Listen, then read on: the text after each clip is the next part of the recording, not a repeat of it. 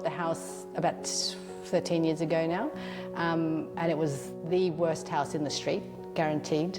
It was pretty ugly. The clients came to us originally looking to renovate the existing house, which rapidly turned out to be not a good solution. It was in really poor condition, it really wasn't worth saving, which is unfortunate, but does happen.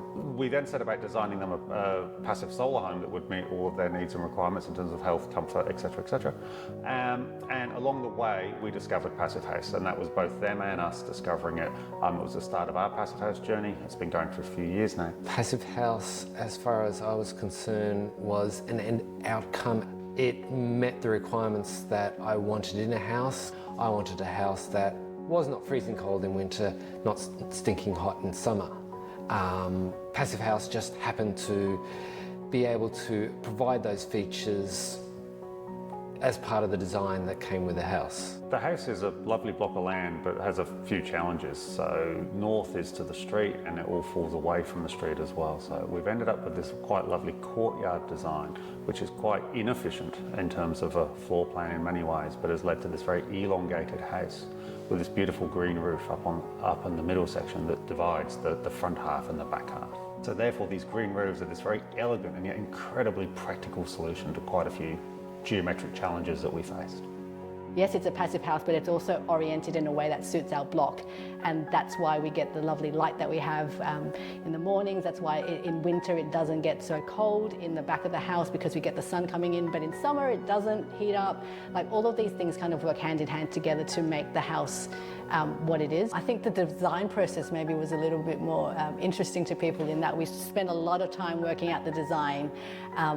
We actually deliberately took a lot of time to make sure that we got the design right. But as I kind of said to my husband, if you don't get the design right, then you can't bake the blueberries in at the end, right? You've got to have the blueberries at the start before you bake it, otherwise it's not going to work.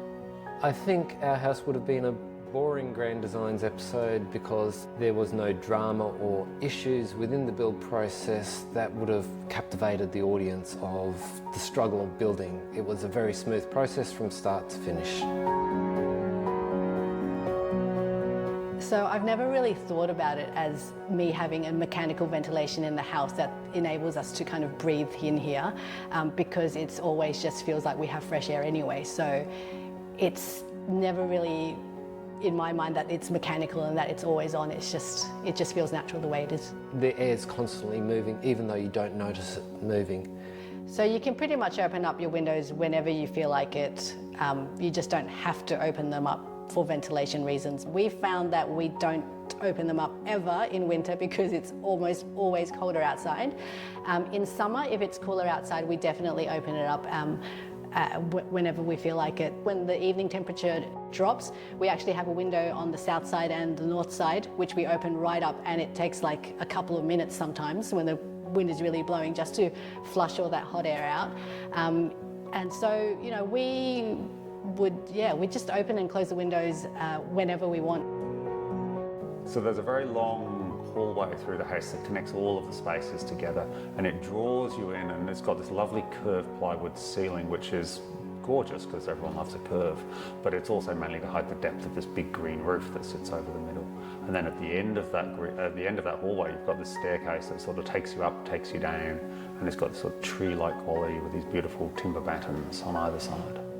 I love the way that I know that summer is going to be different to winter. So I love being able to sit in the sun in winter time and having that come in, and then not having any of that in summertime.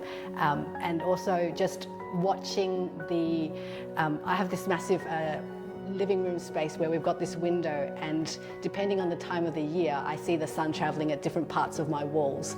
And I like being able to kind of tell what time of the year it is because of the way that my house is behaving. That's not really the house, it's more the orientation, I guess, but that's what I really like about it, because I like the sense of time passing and being able to feel that in the house. For me, the best advice would be definitely working on making sure your house is very well insulated. To me, that is the most comfortable facet of the house. The comfort that I have coming into this house of being completely oblivious of what the outside temperature is just very, very convenient. Yeah, we think we might have spoilt the kids a bit with this house being super comfortable, super quiet. Whenever we go to anywhere else, which is in a passive house, which is basically any other house that's not this house, they complain about how cold it is or hot in summer, and I don't know if I'll ever get them to move out, which is a bit of a problem.